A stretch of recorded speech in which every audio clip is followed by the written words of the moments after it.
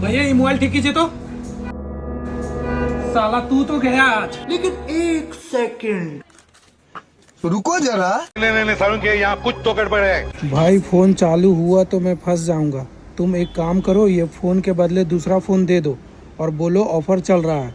भाई मैं तुमको पैसा दे दूंगा, ये नंबर पे कॉल कर देना। अच्छा भैया हमारा दुकान में एक ऑफर चल रहा है, आप पुराना फोन दे के नया फोन ले जा सकते हैं। अच्छा सच में भैया? अरे हाँ भाई ठीक है फिर दे दीजिए। अरे थैंक यू भैया। लेकिन एक सेकंड आपके द्वारा दिया गया नंबर उपयोग में नहीं। अरे भाई आज तो मजा ही आ गया, चूना लगा दिए। नहीं सारुण के यहाँ कुछ तो गड़बड़ है। ये मेरा नंबर है, इस पर पैसा डालकर मुझे फ़ोन करके एड्रेस भेज देना, मैं फ़ोन दे दूंगा।